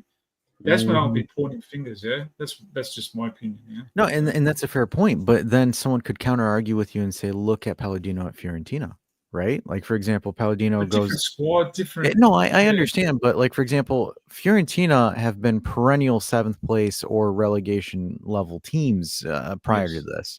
So it's like, even with Italiano ball at Fiorentina, like, Fiorentina's ceiling was 7th. Like now, and especially it's not like they had anything crazy. It's not like they had a big summer transfer window, right? And you look at, like, for example, Palladino going from Monza to Fiorentina, that's a pretty sizable jump, right? Because he's going to one of the 7 sisters in a sense. Where, like, for example, and that's where, again, I'm not saying that, you know, Motta deserves to get sacked or yada yada. I think that's premature. I think the one thing that I'm looking at, and this is what the Motta I've seen at Genoa and Spezia, is he tinkers way too much. I think when it comes to it, like, for example, he's tinkering a little bit way too much to my own liking, because it's just like you're not building proper consistency. And my concern is it's almost like he's trying to get all of the eggs and, like, all the fruits that are available, instead of just kind of like, okay, I'm going to take some. For me, my concern is it's like he's taking acceptable losses in the league to get something out of the Champions League. I reckon you're right. I could say that your point there. 100%. I remember mentioning that. Like I was always looking at the midfield. Like with the first 3 months of Motta's tenure at Juve, like the first 3 months of the season, I would always see a new midfield three constantly changing, and I felt like there was not enough continuity for the guys to gel and mesh with one another. And I also feel like it's probably another reason why Cup Miners maybe is not doing as well, because of the constant changes of midfielders being played. Like, you know, whether you're having a Kefren Turam one day, or a Locatelli the other day, or a Douglas Luiz, or a Fagioli, or a McKennie the other day. And it's like you kind of there needs to be a point where the big three midfielders need to just gel in and play together and get used to that. And then you can like interchange during substitutions. That's it. Even Mangula, is it Mangula? Mangula. And Bangula. Bangula. Yeah, I couldn't understand that. He plays at the start of this season. He's doing really well, and all of a sudden he doesn't get played for a few matches. And like I don't get that. Like for a play like that, his confidence too. Yeah, It's tough. I don't get it. It's tough for him, right? Because, like, for example, look who you have in front of you. You have Yildiz, you have Conceição. So, like Yildiz and Conceição, unless, like, for example, unless Yildiz just hits a rough patch of form, it's just because they can both invert, but like the difference in ability that you get from Conceição and Yildiz gives so much fluidity into your offensive trident that it's difficult not to do it. Whereas, like, for example, Mbangula could offer you something similar to what a Conceição can offer you. So it's like you can't play Conceição and Mbangula at the same time because essentially they're doing the same exact thing. Whereas, like, for example, Yildiz has the defense concerned on one-on-ones and being able to dribble, where Conceição scares the defense where, hey, we can't press this guy high, because if we press him high, we're done. He's blowing right by us. He's quick. He's rapid quick. And that's the difference between, like, for example, let's use Conceição and Chiesa, right? Like, the big difference between the two is Conceição knows how to invert. He knows how to cut in. He knows when he should do it. Where Chiesa, it was almost like he was running into Kostic most of the time, right? Or he would just take it and run to the touchline and run straight into Kostic and then just loft something into the box. And well, everyone knows what you're going to do, so they're going to throw 3-4 players in the center of the box. Duson's effectively taken out of the play, and then boom, counterattack. So just for reference, Bangula has played 352 minutes so far. So is the question more appropriate just to say, like, is that enough minutes for a guy that just kind of popped out from the next gen? 352. I mean, it's not a ton, but it's he's an attacking player, Dave. He's an attacking player. Like what we've seen of him when he comes on, he actually makes things happen. It's like Conceição, he will take on 2 or 3 players, try to make something out of nothing. He's got another dimension to his game. So that's what I kind of felt like there was times where Timmy Weah was playing on the wings where, like, I felt Mbangula could have taken that spot. That's just my take on it. The only time I feel like watching Timmy Weah, like, way up at its best when he plays on the wings is when he has McKennie on the field. I thought you were about to say when he plays for the U.S. They play really well together. That's like the only time. I didn't like Weah as a 9. I didn't think he seemed a bit lost. We had to try something though at that point. Like it wasn't really his fault so much. It's just like, no. I'm not blaming him. I'm not necessarily blaming him. I think, again, still to it, I still think Weah's doing well for what he's got. Like I still think he's solid. I just felt like some of the matches where Weah was starting on the wing, I felt like Mbangula could have done it. Just to play him against like the lower tier teams. That's it. Yeah. I don't know. Dave, I'm going to head off, mate. I'm going to go, champ. I have to do some shopping and stuff. Yeah, it's Christmas, the middle of the day. It is Christmas Eve over here. It is Christmas Eve for you. Merry Christmas. Yeah. So if you want to take slide out numbers, guys, the numbers are been ahead of you guys. Dave, awesome. Thanks. Yeah, thanks a lot. Yeah, thank you so much. It was fun and great conversation. Yeah, great Dash, Jeff, nice to meet you guys. And nice to meet you as well. Let's hope the old lady can give us a fair few more smiles in the next couple of months. Because, you know what? I'm optimistic. Yeah, look, it is what it is, isn't it? We just have to just take one game at a time, as they say, the phrase and stuff. But but Dave, been a joy. Thanks. Yeah, and Juventino, Anthony, and Mark said so that to you guys too. Oh yeah, so all the best to them as well. And if we'll in the stay future touch. you want to do something, we'll get you guys on and stuff. We'll have a bit of a chat, and a bit of a laugh, and yeah, that's the this was very much informal and yeah. not scheduled, or what should I say? Not planned. There's no plan. We're just going off the cuff. That's the best way to do it. You know, when you Absolutely. usually schedule things and stuff, that doesn't turn out the way you want it. Not our style. It never anyways. does. It never does. No. It never I mean, does. Dash didn't even show up on time to his own show. So I forgot we even had one. I got the notification on my phone. I got home. I'm like, fuck, I need to get on. Dude, oh my goodness, I've been so swamped. So it's like I finished some meetings and stuff like that, and I'm driving home. I'm like, I feel like I need to be doing something right now. And I'm like, maybe I just need to take a nap. I get home, I look at my phone, I touch my phone. Festivus. I'm like, it took me a minute. I'm like, oh no. It's like the meme, the monkey meme. He's like, oh no, oh no, no. I was going to say to you guys, so I actually, I don't know if you guys know the other guys on YouTube, like Beppy, just Juve. Yeah. So I'm good friends with him, and we chat, and when I go to Italy, we do things, keep in contact. And Alberto from the AJC. He's working. Awesome Berto was going to try to come. And I should mention that. Yeah, I mean, Alberto does give his best. I mean, he tried, but he's working I will like a give sucker today. Berto. I gotta give Berto some of the credit though, because he has been trying to build a lot of the Juventini from North America. Because if it wasn't for him, I wouldn't have been to the Central Florida fan club. So, he has done a lot of work on that. He does the best. He does. And well.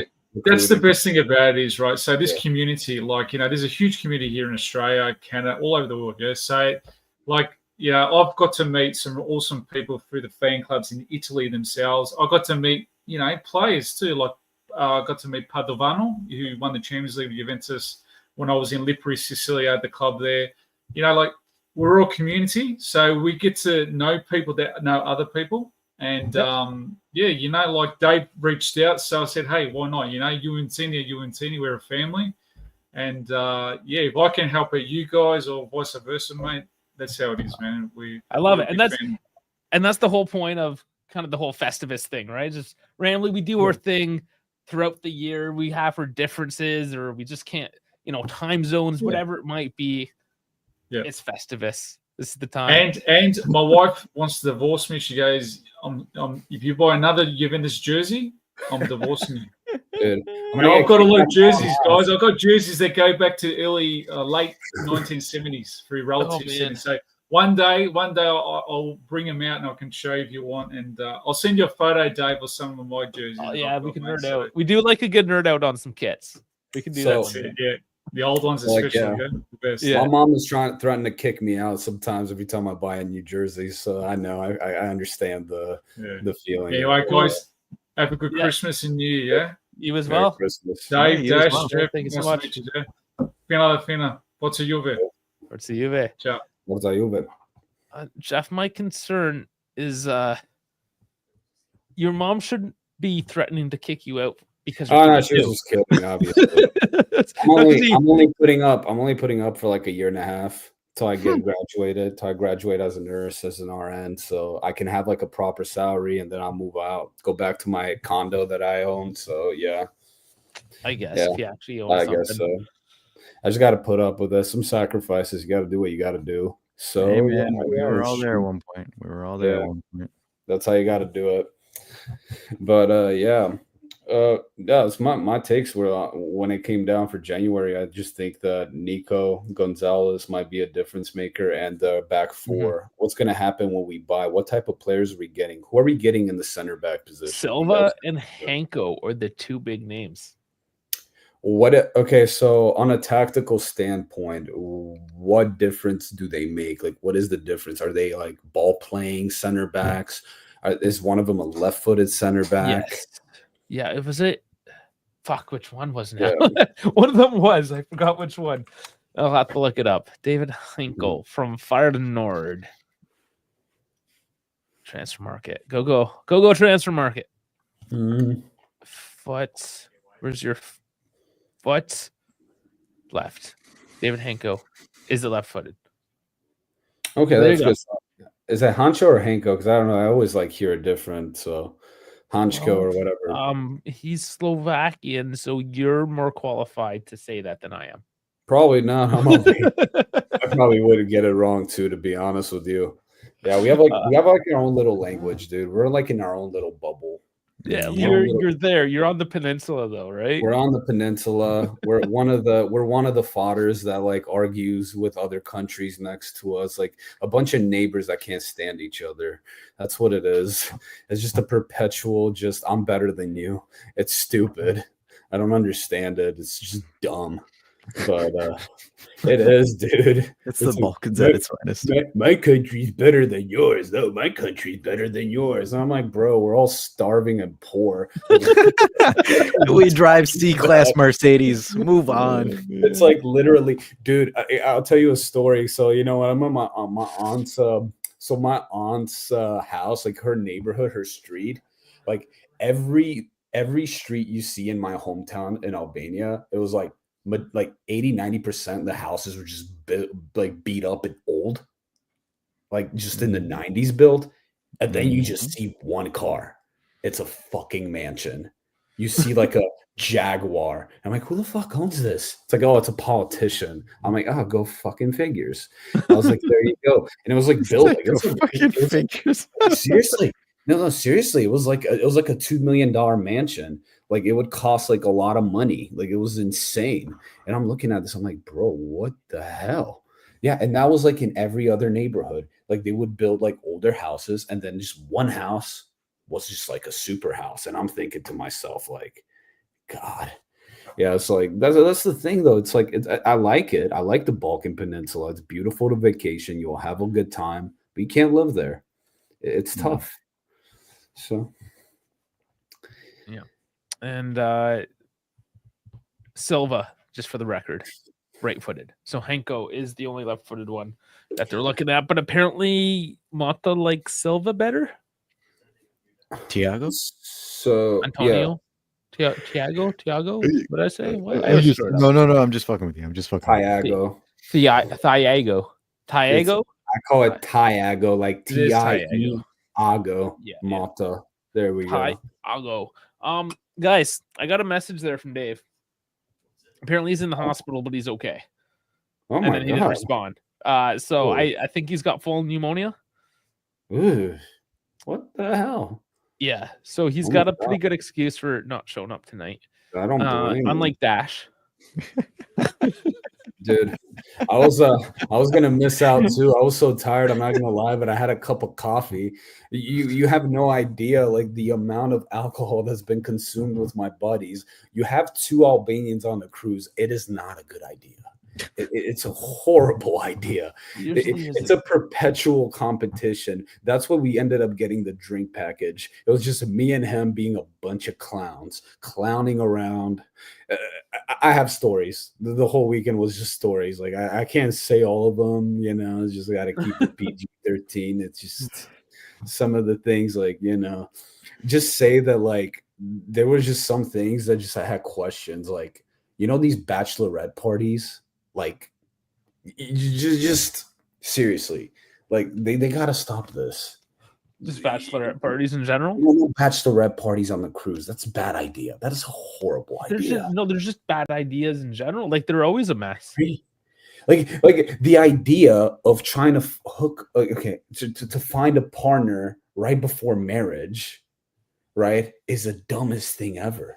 It's like you're marrying the person because he's the perfect fit, and then you do this shit. It's like, what's the point of even marrying? A lot of people ask that question. Yeah, it makes no sense. And I live and also in Clearwater, Florida. So Clearwater Beach, it's like I see every week it's a new bachelorette at a bar acting like a complete lunatic and flirting with another guy. And I'm like, what are you doing, woman? It's like, wow. Yeah, I mean, they're just playing the game without actually, attacking the final boss. And then it takes her friends to get her out of the way, and it's just like, Wiki, you go home. Oh man, we got Jeffy the Hunt. Yeah, I had a special so I had a special ugly Christmas sweater. I won it at the party. It was let us know, free my man Hunter Biden. So yeah, Joke. yeah, it's just I just had nothing better to do. But yeah, He what was are your guys? He was pardoned though now, of course. Yeah, okay. One more thing before I head out. What is your guys' prediction on January? What do you guys think is going to happen? Are you optimistic, or you think we're still hanging by a thread, or do we at least make it to the top 4? I think we're close enough to the top 4, and I'm seeing enough positive signs starting to coalesce into what we like to call a football team that I think the top 4 is still okay. We can still do this. Fiorentina losing today, it's only a matter of time. Once these teams start losing a couple games, we start winning a couple games, things turn around to get a lot tighter. So I'm not worried yet. What about you, Dash? Still going to keep with my prediction I said at the beginning of the season. We edge into top 4. Edging. Yeah, we're edging. Kind of like a Pirlo-esque style. Oh, I think God. Yeah.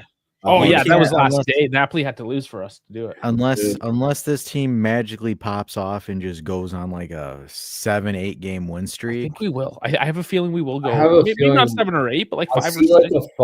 I see like a 4 to 5 game win streak. Yeah. And then it could be like a couple draws and another win kind of thing where like I do see it.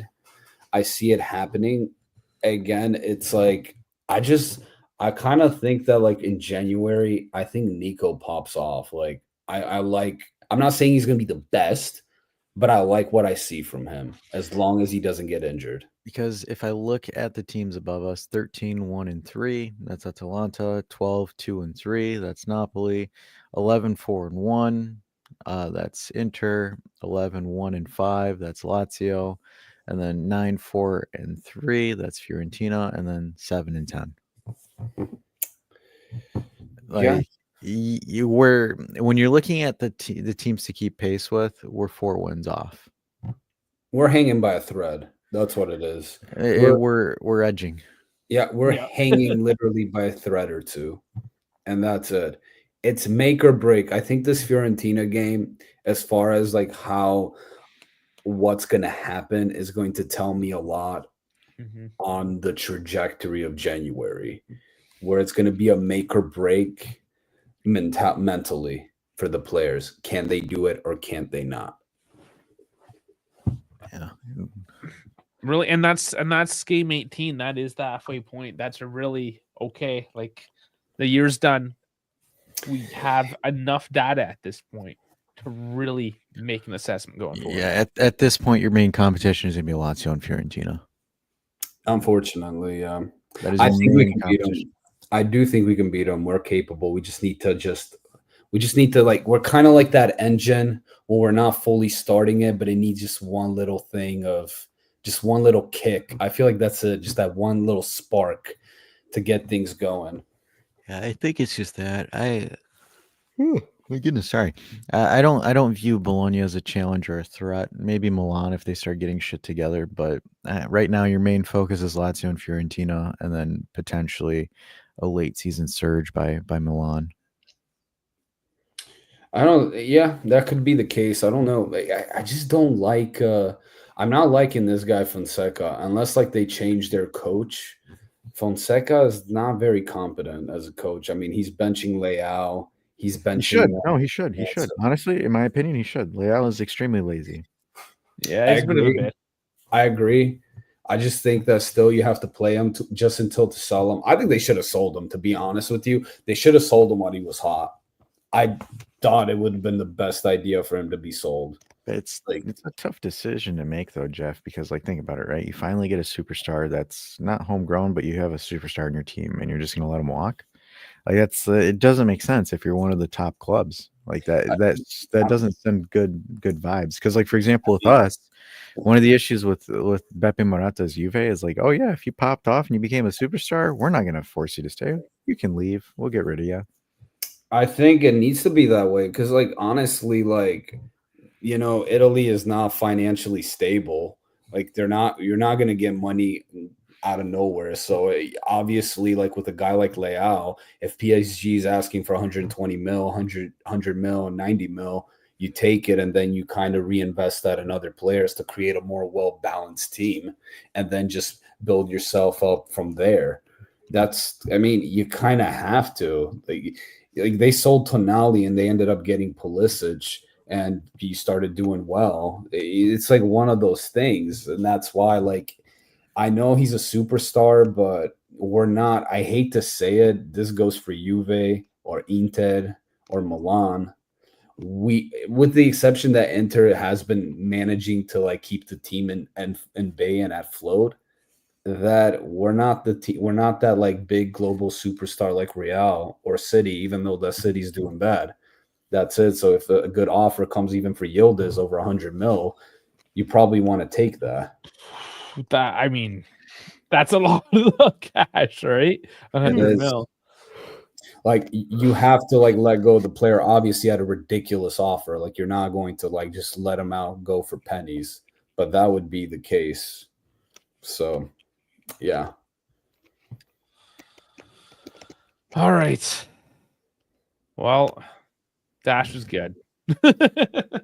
I'm good as well, brother. Dash is so good. It's actually funny. Like I like close my lips like this, and it looks like I have no mouth. Ready? 1, 2, 3. It's probably from the lighting too. Yeah. Your lighting is well, you got green going on today. I'm gonna have that every time we bring up Dushan. You can just make that face. It's just the There you no go. face. Yeah, that's it. That's it. Perfect. Oh god. We got it. We got it. Man, I didn't even have any drinking partners today. I have to slow down. I already started slurring my words. You know, if I ever do come to Canada and visit you, you know, we could have a competition. I don't Gosh, need that's to have it. that's the name of the stream. A drunk Albanian and a drunk Canadian entered into a bar. That's it. Game over. I'll send you my wife. She's a Newfoundlander. They like to drink. Oh, fair enough. Yeah. I like to drink, but I don't like. I like to drink and then pass out and get a good night's rest, like an old man. I'm an unk drinker. No, I drink to sleep. I'm the same. Don't get me wrong, but like for a cruise, you kind of have to make it up. And I don't drink like that unless I'm with people. It has to be with the right people. Yeah, of I don't course. just drink to drink. Like I don't need that.